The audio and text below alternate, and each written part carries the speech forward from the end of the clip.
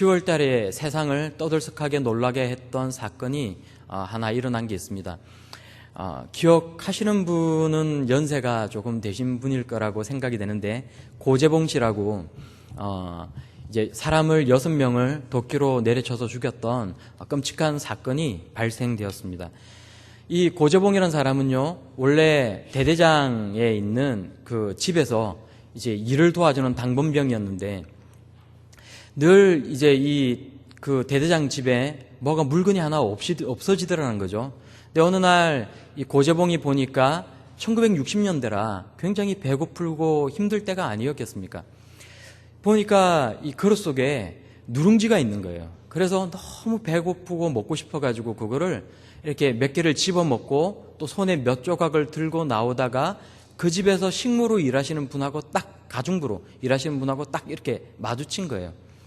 그러니까 이 가정부로 일하시는 분이 막 소리를 지르시면서 왜 남의 물건에 몰래 함부로 손을 대느냐, 이건 도둑질이 아니냐, 지금까지 대대장 집에 물건이 없어졌던 것은 다 네가 한 것이 아니냐라고 이야기를 하면서 이제 대대장에게 그 사실을 이제 보고를 하였습니다. 고재봉 씨는 상당히 억울했죠. 그러니까 그 전에 대대장의 집에서 물건을 손을 댄 적도 없고, 다만 자기가 한 잘못이라면 너무도 배가 고파서 보이는 누룽지를 몇 조각 집어먹고 또 몇 개를 손에 들고 나왔다라는 것 뿐이었는데, 문제는 모든 억울한 누명을 본인이 다 뒤집어 쓰고, 그래서 결국 대대장에게 얻어맞고 이제 영창을 가게 되었습니다. 1년간 영창에서 지냈고요. 이 고재봉 씨가 1년간 감옥에 있으면서 이를 갈았습니다.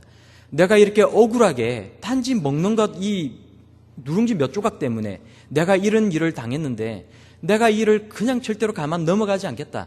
내가 이제 감옥에서 나가게 되면 내가 이 대대장의 일가족과 이 가정부를 내가 결코 가만두지 않겠다. 이제 이런 생각을 했더랬죠.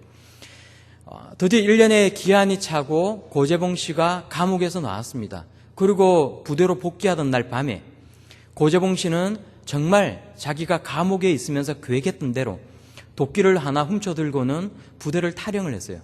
그리고 대대장이 살고 있던 집으로 찾아가서 잠을 자고 있던 대대장과 그 가족들과 그리고 가정부까지 6명을 도끼로 내려쳐서 죽였던 사건이 발생되었습니다.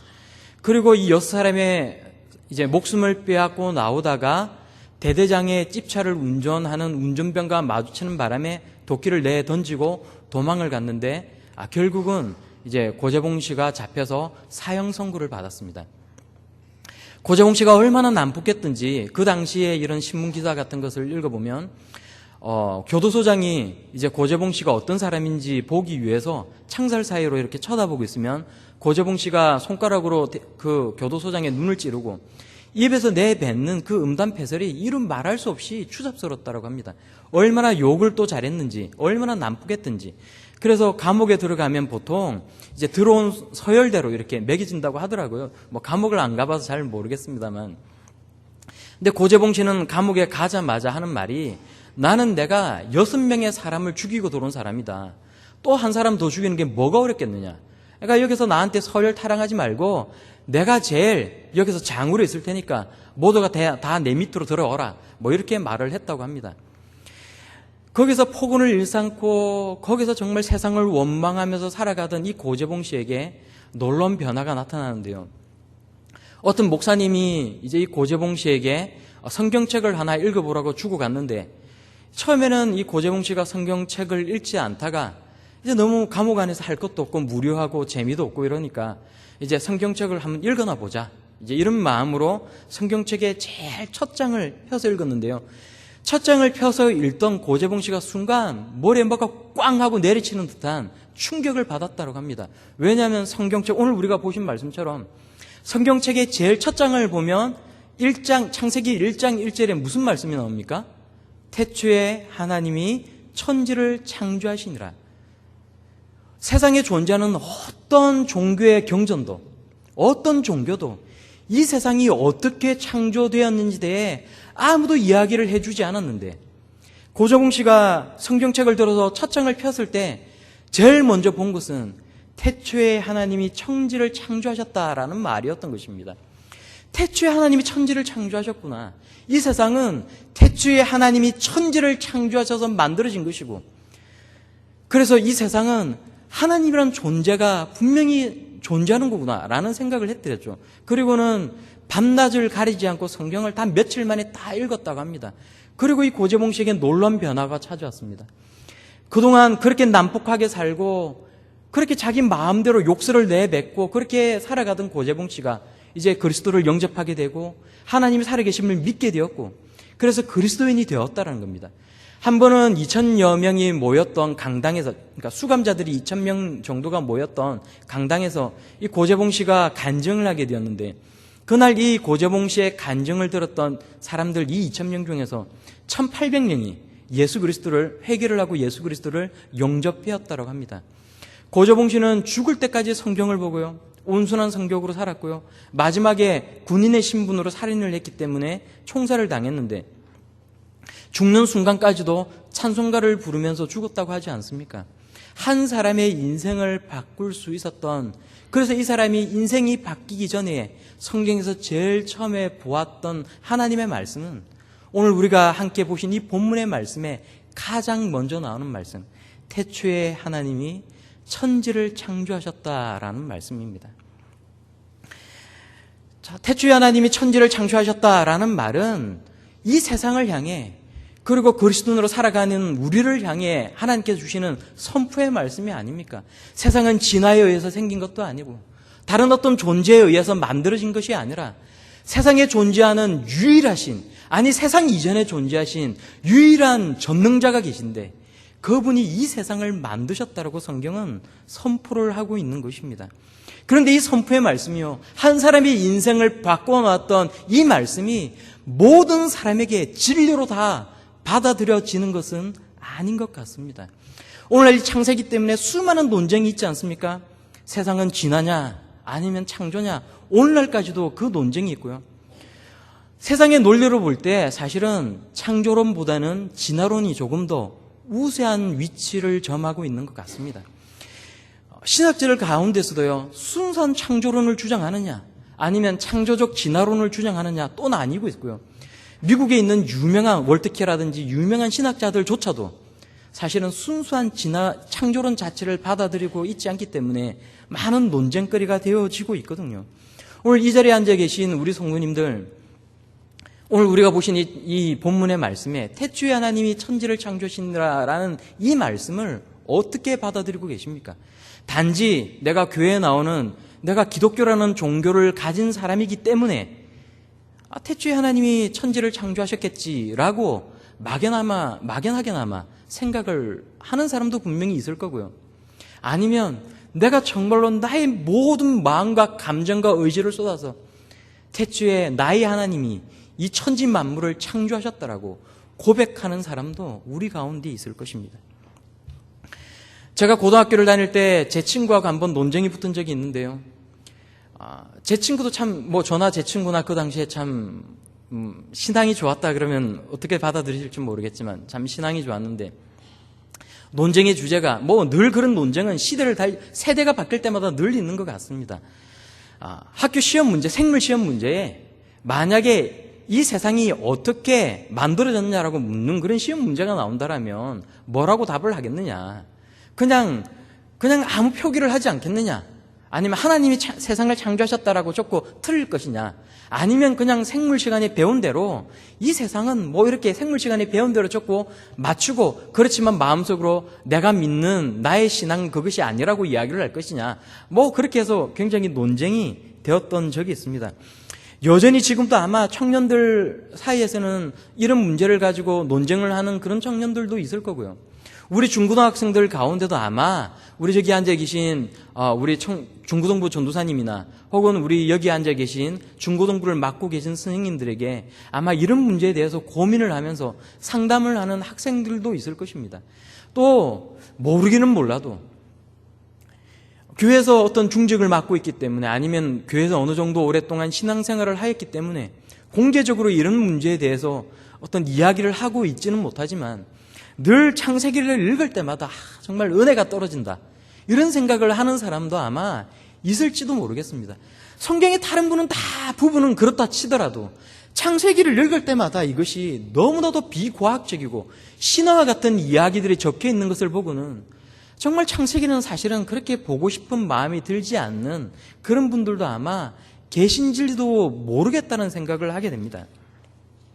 그렇다면 과연 하나님께서 이 창세기의 말씀을 통해 성경 66권을 다 통틀어 말하지 않더라도 이 창세기의 말씀을 통해 우리들에게 정말로 하나님께서 들려주고자 하시는 말씀이 뭘까요?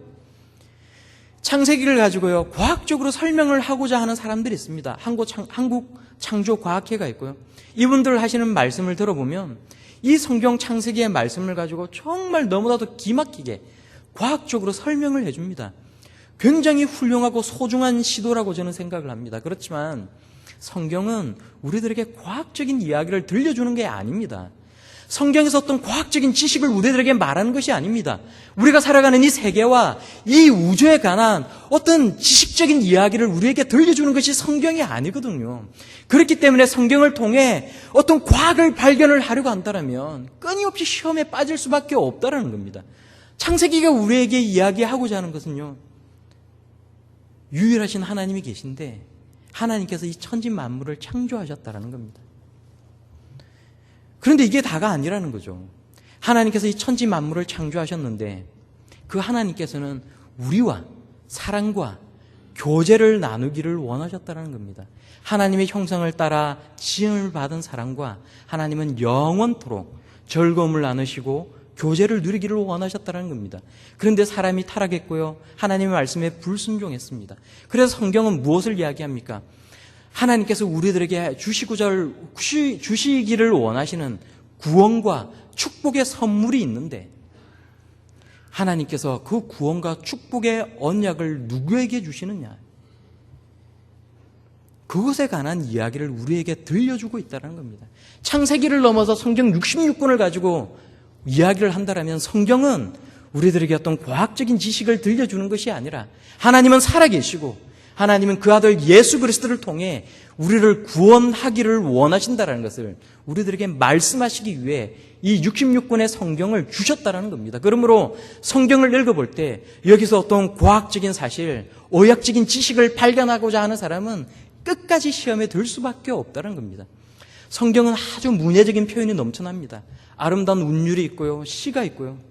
성경에는 아주 뛰어난 비유가 넘쳐나고 있습니다. 성경에서는 하나님께서 우리들에게 들려주고자 하는 얘기는 절대로 과학적인 이야기가 아니라는 겁니다. 오늘 우리가 보신 이 본문 말씀을 통해 우리가 깨달을 수가 있는 것이 있는데요. 그것이 뭐냐면 조금 전에 말씀드렸던 것처럼 하나님은 우리를 너무나도 소중하게 여기시기에 하나님께서는 우리에게 하나님께서 지으신 모든 천지 만물을 선물로 주셨다라는 이야기를 먼저 하고 있는 것입니다. 하나님께서 6일 동안 천지 만물을 지으시지 않으셨습니까? 그리고 보시면요, 창세기 우리 함께 찾아볼까요? 잠깐 창세기 1장 26절 말씀을 함께 읽어보도록 하겠습니다. 창세기 1장 26절 말씀입니다. 같이 읽겠습니다. 시작. 하나님이 이르시되 우리의 형상을 따라 우리의 모양대로 우리가 사람을 만들고 그들로 바다의 물고기와 하늘의 새와 가축과 온 땅과 땅에 기는 모든 것을 다스리게 하자 하시고, 하나님께서 지금 여기서 뭐라고 말씀하십니까? 하나님의 형상대로 사람을 지으시고 그 사람에게 모든 하나님께서 만드신 모든 것을 선물로 주시겠다라고 말씀하시는 것입니다. 하나님께서 6일 동안 사람을 만드시기 전에 천지 만물을 창조하셨습니다. 풀을 만드시고요, 나무를 만드시고요, 물속에 있는 물고기를 만드시고요, 하늘을 나는 새와 모든 동물을 다 만드셨습니다. 그리고 하시는 말씀이 이 모든 것을 다 사람에게 주어서 사람으로 하여금 다스리게 하자. 그래서 6일 동안 창조하신 것은 누구를 위해 창조하셨다는 것을 알 수가 있습니까? 사람을 위해, 우리를 위해 창조하신 것입니다. 그리고 하나님께서 원하시는 것은요, 하나님의 형상을 따라 창조된 사랑과 교제를 나누기를 원하셨다는 것입니다. 우리 개혁교회에 신앙의 근간으로 삼고 있는 웨스트민스터 신앙 고백서가 있습니다. 웨스트민스터 신앙고백서의 제일 첫 번째 보면 이렇게 말합니다. 갑자기 단어가 요즘 갑자기 이렇게 단어가 깜빡깜빡 생각이 안 나서 아직 그럴 나이가 아닌데 죄송합니다. 사람의 제일 되는 목적이 뭐라고요? 사람의 제일 되는 목적이 하나님을 영화롭게 하는 것과 하나님을 영원토록 즐거워하는 것이다. 웨스트민스터 신앙고백서 이야기를 하기를 사람의 제일 되는 목적이 뭐냐? 하나님과 영원토록 교제를 하는 것인데 그 교제를 나누는 방법이 구체적으로 이야기를 하면 하나님을 영화롭게 하고요. 하나님과 즐거움을 나누는 것이라고 말을 합니다. 우리가 어떻게 하나님을 영화롭게 합니까? 하나님의 뜻에 순복함으로, 하나님의 뜻에 따름으로 하나님을 영화롭게 하고요. 그 안에는 예배를 드리는 것까지 다 포함이 되어 있거든요. 그리고 하나님과 영원토록 즐거움을 나누면서 교제하기를 원하신 하나님. 그래서 우리 역시 그런 하나님과 즐거움을 나누면서 영원토록 교제를 나누기 위해 지어졌다는 겁니다. 하나님께서 우리를 얼마나 사랑하시고 얼마나 소중히 여기시는지는 사실 1장 2절 말씀을 보시면 더 분명하게 나옵니다. 우리 같이 1장 2절 말씀을 다시 한번 같이 읽어보도록 하겠습니다. 1장 2절입니다. 시작.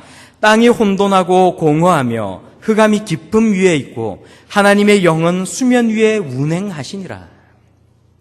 오늘 이 말씀을 읽어보면 갑자기 순간 머리가 띵해지는 것을 느낄 수가 있습니다.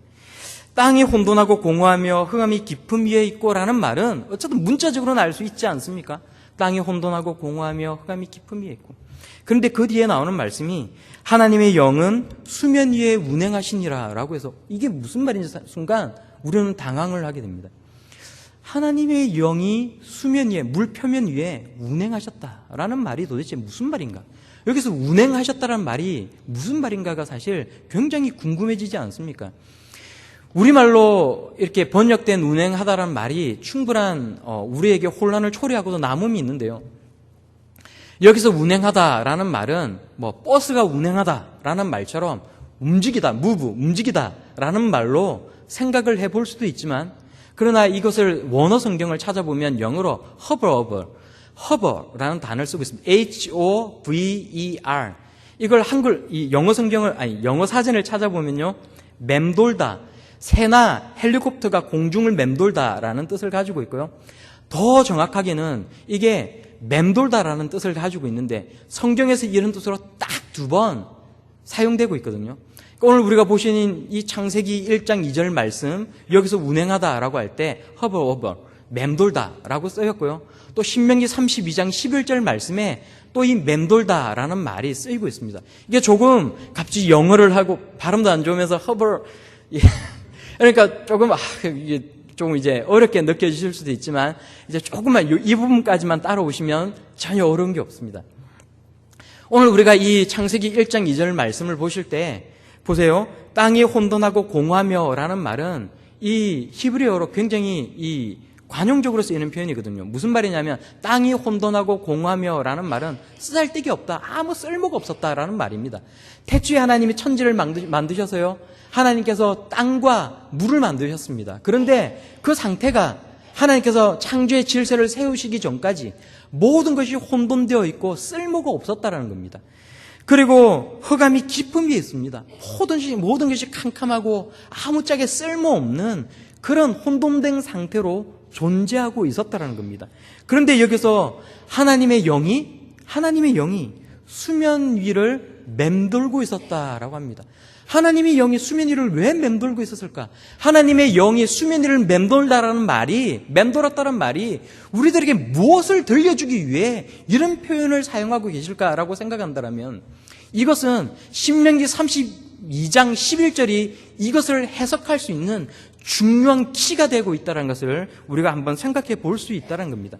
우리가 마지막으로요, 딱 한 번만 이제 성경 구절을 더 찾아보겠습니다. 짐작하시듯이 신명기 32장 11절 말씀입니다.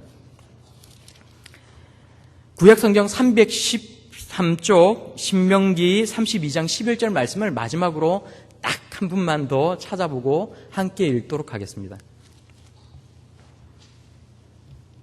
신명기 32장 11절 말씀이요.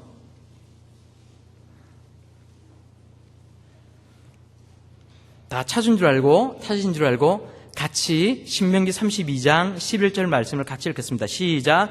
마치 독수리가 자기의 보금자리를 어지럽게 하며 자기의 새끼 위에 너풀거리며 그의 날개를 펴서 새끼를 받으며 그의 날개 위에 그것을 엎는 것 같이. 여기서 너풀거리며, 여기서 독수리가 자기의 보금자리를 어지럽게 하면 뒤에 자기의 새끼 위에 너풀거리며 라고 할 때 이 영어의 hover라는 단어를 똑같이 사용하고 있거든요. 무슨 말이냐면요, 독수리가 자기 둥지에 있는 새끼가 위험에 처하거나 혹시 어떻게 될까봐 자기 새끼를 보호하기 위해서 독수리가 둥지 위를 계속 맴돌면서 지키고 있는 상황을 이야기를 하고 있는 겁니다. 제가 고등학교를 졸업하고 대학교 1학년 때 여름 때 제가 여름 방학 때 제가 큰 작정을 한번 한 적이 있습니다. 일주일간을 금식을 한번 해보고, 그전에는 일주일간을 금식을 해본 적이 없거든요. 한 사흘 정도, 길게 하면 사흘 정도. 이제 이번은 한번 일주일을 금식을 하고 내가 하나님 앞에 기도를 하자라고 생각을 하고, 부산의 용도라는 곳을 아세요? 이 부산에서는 이제 자식들한테 꼭 이렇게 놀릴 때, 저도 그런 얘기를 많이 들었는데, 놀릴 때 부모님들이 너 용도 딸이에서 주웠어 뭐 이런 얘기를 많이 하시거든요. 이제 용도라는 섬이 있는데 용도 다리로 연결이 되어 있습니다. 그래서 용도 다리를 건너서 가면 이 섬이 있고요. 그래서 이 섬에 굉장히 이제 높은 산이 있는데 거기에 기도원이 하나 있습니다. 제가 이제 저희 동네에서 버스를 타고 짐을 챙겨 들고 밥을 이제 그 전날부터 저녁부터 굶고 이제 이 영도에 있는 기도원으로 갔습니다. 그래서 거기서 금식을 하고 굶고 기도를 하다가 내가 이제 산 꼭대기에 올라가서 한번 기도를 해보자, 이런 생각을 했습니다. 그래서 정말 굶어서 기운이 없는데 이 금식을 하면 정말 머릿속에 별의별 생각들이 다 들지 않습니까? 아, 내가 이 일주일의 금식이 끝나고 정말 내가 좋아하는 햄버거와 콜라를 먹을 수 있을 것인가, 뭐 이런 온갖, 이게 은혜가 안 되는 게 금식을 하면 이틀째 사흘째가 제일 힘들거든요. 머릿속에 정말 햄버거, 치킨, 뭐 막 온갖 게 머릿속을 지나가는데, 아, 혹시나 내가 이 금식을 끝내기 전에 남북 전쟁이 일어나가지고 이게 뭐 먹을 걸 못 먹는 게 아닐까, 뭐 이런 온갖 생각을 하다가 사흘째 되던 날 이제 조금 안정이 되어서, 아, 진짜 산 위에 올라가서 한번 정말 하나님 앞에 기도를 해보자. 그러고는 제가 성경책을 들고 정말 기운이 없는 몸을 이끌고 산을 타고 산을 올라갔습니다. 제법 널찍한 바위를 발견을 하고는 내가 이제 이곳에 앉아서 내가 오늘 하루가 가도록 정말 하나님 앞에 목이 터지라 한번 기도를 해보리라. 그리고 땅구름을 뚫고 앉아서 기도를 하려고 하는데 머리 위에 자꾸 매가 자꾸 제비를 돌고 있는 거예요. 그런 경험을 해보신 적 있으십니까? 아무리 제가 기도를 하려고 손을 모으고 기도를 하려고 해도 이 매가 저 위에서만 돌면 아무 상관이 없는데 이 매가 자꾸 제 머리 위로 이렇게 내려오는 거예요. 그러면 제가 깜짝 놀래가지고 순간 손으로 매를 훑는다고 막 이렇게 내젓고 이렇게 했거든요. 또 이렇게 기도하려고 이렇게 자꾸 불안해서 쳐다보면 또 매가 내려오고 또 휘젓고 이러다 보니까 기도가 안 되는 거예요. 제 마음속에 딱 드는 생각이, 아, 이게 마귀의 장난인가? 그리고 또 드는 생각이, 하나님이 참 너무하시지. 아니, 이렇게 금식까지 해서 정말 기운도 없는데 이 산 위에까지 올라와가지고 정말 하나님 앞에 내가 한번 기도해 보겠다고 하는 건데 하나님께서 저 매를 좀 쫓아주시지. 아니, 매가 자꾸 이렇게 방해를 하도록 왜 이렇게 내버려 두시나. 그러고 이제 투덜투덜거리면서 산을 내려왔거든요. 그 당시에 저는 몰랐습니다. 매가 사람 위에 맴도는 이유는요, 그 근처에 매 둥지가 있기 때문이랍니다. 그러니까 매 둥지가 있고 매 새끼가 있거나 알이 있기 때문에 혹시 자기 새끼가 해를 당할까봐 매가 너무 불안한 거예요. 그러니까 사람이 그 근처에 있으니까 매가 어떻게든 그 사람을 내쫓아내든지 아니면 자기 둥지에 있는 알이나 새끼를 지키려고 하는 마음에 자꾸 그곳을 못 떠나고 계속 맴돌고 있는 거거든요. 그때는 저는 정말 그걸 몰랐던 거예요. 그리고 이제 내려왔습니다. 그런데 한편으로 생각해 보면요, 이 매의 마음도 또 얼마나 그랬겠습니까? 이게 사람의 장난인가? 아니, 내가 내 새끼를 지키려고 하는데 저 어디서 포동포동하게 살이 찐 어떤 사람 하나가 뭐 산에 올라와가지고는 둥지 옆에 턱 주저앉아서는 뭐라고 계속 털을 질러대니까 얼마나 이게 불안하고 안 좋았겠습니까? 얼마나 매가 마음이 아팠겠습니까? 근데 하나님 입장에서 또 보신다면요, 하나님도 얼마나 마음이 아프셨겠어요. 하나님도 이 작은 민물이지만 이 작은 민물까지도 사랑하지 않으시겠습니까? 매 마음이 얼마나 아팠겠어요. 얼마나 불안했겠어요. 아니 정말 자기가 사랑하는 그 둥지가, 새끼의 둥지가 바로 옆에 있는데 사람이 하나 옆에 와가지고 저렇게 있으니까 그 매 마음이 얼마나 불안하고 아팠겠습니까? 동시에 하나님의 마음도 얼마나 아팠겠습니까?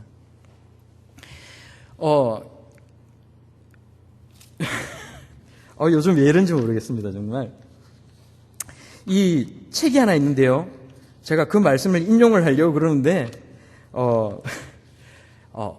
이순신은 어떻게 이순신이 되었나? 제목이 맞나? 이런 책이 하나 있습니다.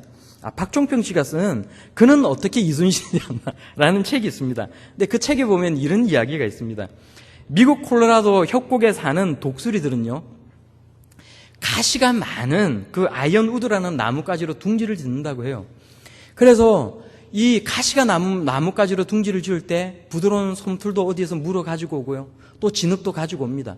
그래서 이 독수리의 새끼가 이제 알에서 깨어나서 이게 어느 정도 성장을 하면 이 부드러운 솜털이라든지 나뭇잎이라든지 아니면 이런 진흙 같은 걸 다 떨어낸다라고 해요. 그러면 이 이제 새끼가 어느 정도로 크면은 이제 이 가시가 자기 몸을 막 찌르잖아요. 그러니까 이 독수리 새끼가 이 둥지의 가쪽으로 자꾸 몸을 이렇게 움직여서 옮겨가는 거예요. 그러면 이 독수리가, 어미 독수리가 이 새끼를 툭 쳐서 둥지에서 떨어뜨립니다. 높은 협곡에 있는 바위 위에 둥지가 있거든요. 그러면 이 새끼가 자기가 살기 위해서 온 힘을 다해서 날개를 퍼덕거린다는 거예요. 그러면 아직까지 팔에 힘이 없어서 그대로 떨어지는 놈은 이 독수리가 날아가서 덥석 집어서는 다시 둥지 위에 올려놓고요. 또 이 새끼가 이 가시가 따가워서 또 이렇게 가쪽으로 가면 또 쳐서 떨어뜨린다고요. 이 과정이 반복되면서 이 새끼가 날개에 힘을 얻어서 이렇게 결국은 날 수 있다는 것 아닙니까? 그런데 오늘 우리가 함께 보신 이 신명기 32장 11절 말씀이 지금 딱 그 이야기를 하고 있는 거거든요. 신명기 32장 11절 말씀을 9절부터 우리 한번 다시 보시면요, 이렇게 말씀하십니다. 여호와의 분깃은 자기 백성이라. 여기서 분깃이라는 말은 portion, 영어로 몫이란 뜻이거든요. 하나님의 몫이 있습니다. 그 하나님의 몫은 하나님께서 만드신 이 천지 만물, 물질, 금, 은, 돈 이런 게 아니고요, 하나님의 백성이라고 지금 말씀을 하고 있는 겁니다. 여호와의 분깃은 자기 백성이라. 야곱은 그가 택하신 기업이로다. 기업이란 말은 재산이란 말이거든요. 하나님의 목, 하나님의 재산은 하나님의 선택하신 하나님의 언약의 백성이라고 지금 이야기를 하고 있는 겁니다. 그리고 10절에 보시면 여호와께서 그를 황무지에서, 이스라엘 백성들을 황무지 가운데서 인도하지 않았습니까? 신명기 32장 말씀은 모세가 죽기 전에 하나님의 말씀을 받아서 그 백성들에게 한 이야기를 기록한 내용이거든요. 그런데 모세가 이 이스라엘 백성들에게 죽기 전에 마지막으로 이제 이렇게 이야기를 하는 겁니다. 여호와의 분깃은 자기 백성이라. 야곱은 그가 택하신, 하나님이 택하신 재산이로다. 여호와께서 그를 황무지에서, 짐승이 부르짖는 광야에서 만나시고 호위하시며 보호하시며 자기의 눈동자와 같이 지키셨도다. 그리고 이야기하기를 11절에 마치 독수리가 자기의 보금자리를 어지럽게 하며, 여기서 어지럽게 하며라는 말은 스트럽, 그러니까 이 독수리 새끼가 둥지 속에 가만히 있도록 내버려두지 않고 이걸 자꾸 덜썩거린다는 얘기거든요. 그래서 이 독수리의 둥지를 덜썩덜썩거려서 계속해서 보시면 자기의 새끼 위에 너풀거리며 그의 날개를 펴서 이 새끼가 떨어질 때 이 새끼를 받으며 그의 날개 위에 그것을 엎는 것 같이 12절에 여호와께서 홀로 그를 인도하셨고, 왜냐하면 하나님은 유일하신 하나님이시니까요. 홀로 그를 인도하여 내셨고 그와 함께한 다른 신이 없었다라고 이야기를 하고 있는 겁니다. 이 말씀이 애굽 땅에서 이스라엘 백성들을 인도해낸 이 과정을 함축적으로 이야기를 하는 것이지만요, 이 말씀에 나오는 이 너풀거리다, 하나님께서 이 독수리 새끼를 보호하기 위해서 이 독수리 둥지 위에 맴돌았다는 이 말씀이 오늘 우리가 이 본문 가운데서 본 1장 2절의 말씀을 너무나도 잘 설명해 주고 있는 중요한 키가 된다는 겁니다. 하나님께서 우리를 얼마나 사랑하시는지요, 하나님께서 우리가 이 세상 가운데 생기기도 전에 하나님께서 처음에 만드신 그 천지 만물 가운데에 하나님의 성령께서 이것을 너무나도 소중하게 여기시고 이것을 우리에게 주시기 위해 이 위에 너풀거리듯이 맴돌고 계셨다라고 말씀하고 있는 것입니다. 독수리가 그 새끼를 위해 그 상 위에 맴도는, 머리 위에 맴도는 이유는, 둥지 위에 맴도는 이유는 그 새끼를 너무나도 사랑하고, 그래서 그것을 너무나도 소중하게 여기고 그것을 지켜주기 위해서, 호위하기 위해서, 오늘 우리가 이 보시는 10절의 말씀처럼 만나시고 호위하시고 보호하시고 지키시기 위해 하나님께서 그렇게 하셨다라고 말씀을 우리들에게 들려주고 있는 것입니다. 그러므로 창세기 1장 2절 말씀을 읽을 때 우리는 무엇을 알 수가 있습니까? 하나님께서 우리를 얼마나 소중하게 여기시는지, 하나님께서 우리를 얼마나 사랑하시는지, 하나님께서 처음에 우리가 이 세상에 존재하기도 전에, 사람을 지으시기도 전에 하나님께서 그것을 우리에게 주시려고, 하나님께서 만드신 그 땅 가운데 그 흙을 취해서 우리를 만드시기도 전에 하나님께서 그걸 너무나도 소중하게 여겨서 그것을 보호하고 지켜보시고 그러고 계셨다는 것을 우리들에게 표현해주고 있다는 것입니다. 바이오해저드라는 회사가 있습니다. 제가 동아일보 7월 달에, 이제 정확한 날짜가 기억이 안 나는데 7월 달 동아일보에 보면 바이오해저드에 관한 그 기업에 관한 이야기가 나옵니다. 뭘 하는 회사인지 혹시 보신 적 있으십니까? 바이오해저드라는 회사는, 이 회사는 보통 다른 사람들이 하기 굉장히 싫어하는 아주 특수한 일을 합니다. 그게 뭐냐면, 어떤 지역에 살인사건이 나면요, 그 피를 깨끗하게 닦아내는 일을 하는 회사가 이 바이오해저드라는 회사입니다. 그러니까 살인사건이 났어요. 어떤 집에서 살인사건이 났어요. 그러면 피가 유혈이 낭자합니다. 그러면요, 이 피라는 것이 사람의 온갖 물질이 거기 다 섞여 있거든요. 사람의 전염병이 섞여 있을 수도 있고 온갖 게 다 있거든요. 그러면 우리가 걸레로 피를 닦아내면 사람의 눈에는 이게 다 닦인 것 같지만 사실은 이 피의 단백질과 그런 성분들이 다 닦이지 않고 거기에 다 묻어 있는 겁니다. 그래서 이 바이오해저드라는 회사에 연락을 하면 여기서 사람들이 와서 화학약품으로 이 피를 깨끗하게 다 닦아냅니다. 그런데 이 바이오해저드의 이 대표가 되는 제가 기억하기로는 김세별, 샛별이 아니고 세별이라는 이 대표가 있어요. 근데 이 대표가 한 얘기가 굉장히 제 마음을 아프게 했습니다. 무슨 내용이냐면, 하루는 이제 할아버지와 할머니의 시차가 있다고 그래서 치워달라고 연락이 와서 간 적이 있다고 해요. 그런데 이제 연락을 한 사람은 이 돌아가신 할아버지와 할머니의 아들이었는데, 이제 이 아들이 자기 부모님이 돌아가신 그 상황에 대해서 설명을 하기를, 자기의 어머니가 이렇게 수족을 못 쓰는 그런 상태였다고 해요. 손발을 못 쓰고 맨날 침대에 누워 계시는 거예요. 그런데 이 아들 내외와 이 부모님이 이렇게 떨어져 사신 거예요. 이 아버지가 이 사람의 아버지가 늘 이제 이 밥을 제대로 못 삼키니까 미움을 해오거나 죽을 만들어서 이 할머니에게 늘 이 먹을 것을 이렇게 떠주셨던 거예요. 근데 이제 그날도 할아버지가 이제 죽을 만들어서 아내에게 주기 위해, 이 할머니에게 주기 위해 걸어가시다가 그만 갑작스럽게 쓰러져서 돌아가셔버린 거예요. 노안으로 돌아가셨는지 어떤 원인은 잘 모르겠어요. 그 기사만으로는 잘 모르겠습니다. 돌아가신 거예요. 이 할머니는 거동을 못하기 때문에 자기의 남편이 자기가 보는 옆에서 썰어서 죽었지만 그 할아버지를 이렇게 세울 수도 없고 병원에 119에 전화를 할 수도 없어요. 거동을 할 수 없지 않습니까? 그래서 할아버지가 옆에서 죽어가는 것을 그냥 보고 있을 수밖에 없었고요. 이 할머니도 결국은 밥을 못 먹어서 굶어서 돌아가셔버린 거예요. 그래서 이 아들이 오래간만에 전화를 해도 전화를 받지 않고, 그래서 휴가를 내서 찾아가 보니까 이 할아버지 할머니가 같이 다 고인이 되어서 돌아가 계신 겁니다. 누군가 자기를 돌봐주지 않는다는 건요, 아무도 그분들을 돌봐주는 사람이 없으면 그와 같은 최후를 맞이할 수밖에 없는 것 아닙니까? 이 기사를 보고 제가 정말 너무 마음이 아팠습니다. 그런데 가끔 이런 기사를 우리가 접할 때가 있습니다. 2013년 연합신문을 보면요, 이런 기사가 있습니다. 60세가 넘으신 할아버지가 돌아가신 기사가 나왔는데, 이 할아버지가 가족이 없어요. 가족이라고는, 피부치라고는 이복 동생 하나뿐인데 10년 가까이 이복 동생하고도 연락조차 하지 않으신 거예요. 이 할아버지가 어떻게 힘든 삶을 살아오신지는 잘 모르겠습니다. 그런데 어느 날 이 집주인이 10만 원 하는 월세를 받기 위해 아무리 초인종을 눌려도 이 문을 열고 거기 사는 이 할아버지가 나오시지를 않으시는 거예요. 그래서 초인종을 누르고 아무 대답이 없으니까 돌아가고 하는 일을 반복을 하다가 어느 날은 정말 이상하다. 그리고는 이제 사람을 불러서 문을 열고 들어가 보니까 이 할아버지가 돌아가셨는데, 그때가 겨울이었는데 이 할아버지가 얼마나 추웠던지, 월세 낼 돈도 없으셨으니까 얼마나 추우셨던지 옷을 10벌 가까이를 껴입고 돌아가서 이미 사람이 죽어서 미라와 같이 이게 100골만 미라가 아니라 100골만 남아있더라는 거예요. 이게 실제로 연합뉴스에 나왔던 기사입니다.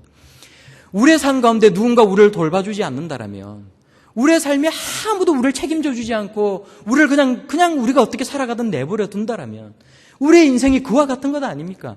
그런데 제가 이 하나님의 말씀을 보다가 너무나도 감사했던 것은 예수님께서 우리에게 주신 말씀이요, 내가 너희를 고아와 같이 버려두지 아니하리라. 내가 너희를 고아와 같이 버려두지 아니하리라. 우리 예수님께서 우리에게 하신 약속의 말씀 아닙니까? 하나님은 절대로 우리를 고아와 같이 버려두지 않는다라고 말씀을 하고 계시는 거거든요.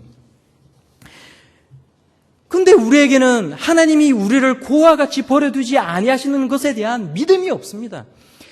하나님은 우리를 지켜보아 주시고 우리와 함께 하신다는 말씀을 늘 성경 말씀을 보면서 읽으면서도 우리에게 와닿지를 않는 거예요. 우리의 삶 가운데는요, 늘 광명한 빛만 있는 것이 아닙니다.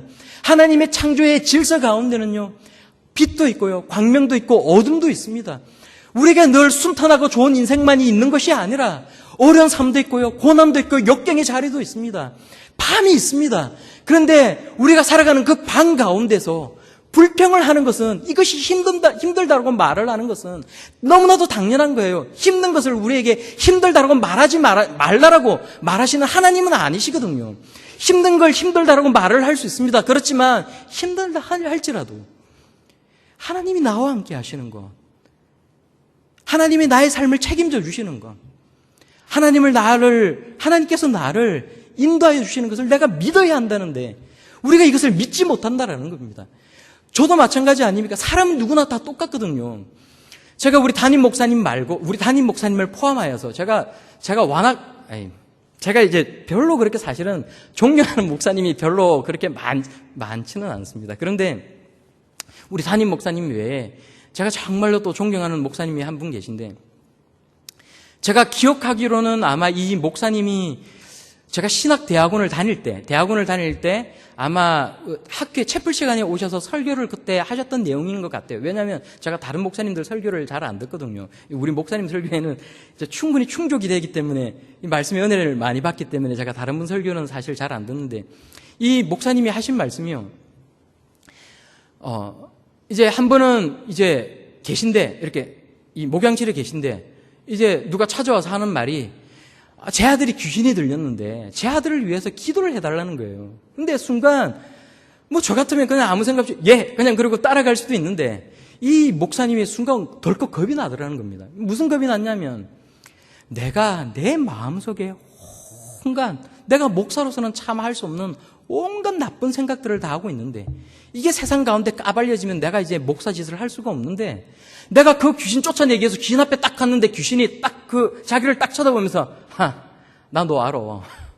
너 이런 짓 했어. 너 이런 생각 가지고 있잖아. 라고 말을 해버리면, 나는 내가 이 목회를 내가 천직으로 알고 있는데 내가 목사를 못할 수도 있겠구나라는 그런 생각이 들어서 너무 겁이 나더라는 거예요. 그래서 목사님이 갑자기 때 아니게 거기서 혼자 부흥회를 했다고 합니다. 혼자 울고 불고 기도를 하시고, 하나님 제발 이 귀신의 입을 털어막아 주셔가지고 이 귀신의 입에서 제가 어떤 생각을 하고 살아가는지, 제가 무슨 짓을 하는지 하나님 제발 말하지 않도록 입을 막아달라고 이렇게 기도를 했다라는 거예요.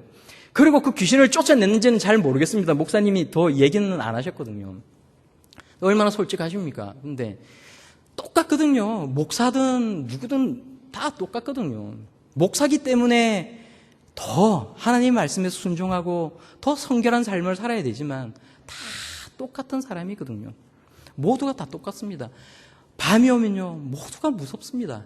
내 인생 가운데 밤이 찾아오고 고난의 길이 있고 역경의 길이 있으면요, 다 힘듭니다. 불평불만이 터져 나옵니다. 그런데 그런 가운데서도 하나님 앞에 하나님이 나를 지켜주시고 나를 책임져 주신다라는 그런 믿음이 있어야 한다라고 성경은 우리들에게 말씀하고 있는 겁니다. 우리에겐 그런 믿음이 없습니다. 그런 믿음이 없기 때문에 기도를 하는 겁니다. 우리가 기도를 하는 이유는요, 우리 안에 믿음이 없기 때문에 믿음을 채우기 위해서 하는 거거든요. 그래서 우리는 늘 하나님 앞에 믿음으로 나아가야 합니다. 오늘 이 자리에 나와 계신 우리 성도님들, 어떻게 하다 보니까 시간이 좀 길어졌는데 우리 성도님들은 믿음을 채우고 계십니까? 우리 성도님들은 하나님께서 우리 성도님들을 지켜주시고 하나님께서 함께하여 주시고 하나님께서 너무나도 우리 성도님들을 소중하게 여기신다는 것에 대한 굳은 믿음이 있으십니까? 그런 믿음으로 살아가실 수 있기를 정말 축원합니다. 하나님께서는 우리를 너무나도 소중하게 여기셨기 때문에 예수 그리스도를 이 땅 가운데 보내주셨습니다. 그런데 이 얘기가 달고 그냥 들어서 들은 그렇고 그런 얘기가 정말 아닐 수 있기를 바랍니다. 하나님이 우리를 얼마나 사랑하시는지, 우리를 얼마나 소중하게 여기시는지 하나님께서 6일 동안 창조하신 이 천지 만물을 우리에게 맡기셨고요. 우리에게 선물로 주셨고요. 하나님께서는 우리를 마치 독수리가 둥지 위에 있는 그 새끼를 너무나도 소중하게 여겨서 보호하고 싶어서 지켜주고 싶어서 그 위를 맴돌고 있는 것과 같이 우리를 보호하여 주시고 지켜주시고 우리와 함께 하신다라고 하나님은 말씀하고 있다는 것입니다. 우리 인생 가운데에 빛만 있지 않습니다. 어둠도 있습니다. 그러나 그렇다 할지라도 하나님을 믿는 그 믿음 가운데에 살아가실 수 있는 우리 성도님들이 다 되실 수 있기를 간절히 바랍니다. 성경은 우리에게 구원과 축복의 이야기를 들려줍니다. 그리고 그 구원과 축복은 믿음으로 받는 겁니다. 믿음으로 축복을 누리는 겁니다. 축복을 경험하고 축복을 누리고 살아가기 위해서는 하나님을 믿어야 합니다. 나의 삶 가운데 일하시는 그 하나님을 경험하기 위해서는 하나님을 믿어야 되고 하나님을 인정해 드려야 합니다. 하나님께서 실제로 내 삶 가운데 내가 기도하는 것을 이루고 말고 하시는 것은 전적인 하나님의 주권 가운데 놓여 있습니다. 그러나 하나님께서 내가 기도하는 것을 이루어주지 아니하신다 할지라도 하나님께서 나에게 바라시는 것은 내가 하나님을 믿고 하나님을 인정해 드리는 것을 그렇게 하기를 하나님께서는 원하고 있다라는 것입니다. 그러므로 믿음으로 성경의 사건은 우리의 사건이 되고요. 나의 사건이 되고요. 믿음으로 성경의 말씀은 나에게 주신 하나님의 말씀이 되는 것 아닙니까? 믿음이 없는데, 나에게 아무런 믿음이 없는데 성경의 이야기가 어떻게 나의 이야기가 될 수 있고 성경의 이야기가 어떻게 나에게 주시는 하나님의 말씀이 될 수가 있겠습니까? 우리는 언약의 자녀들이고 믿음으로 어렵다함을 받은 하나님의 분깃, 하나님의 목, 하나님의 재산입니다. 그러므로 내가 나의 인생 가운데에 하나님께서 베풀어 주시는 그 큰 은혜와 축복을 누리면서 살아가기 위해서는 내가 끊임없이 하나님을 인정하고 하나님을 믿어드리고 그래서 하나님을 의지하고 바라보며 살아가는 것이 우리 인생 가운데 너무나도 중요하다는 것을 꼭 기억하시고 그래서 하나님을 인정하는 한 주간의 삶을 살아갈 수 있는 우리 성도님들이 다 되실 수 있기를 바랍니다. 우리가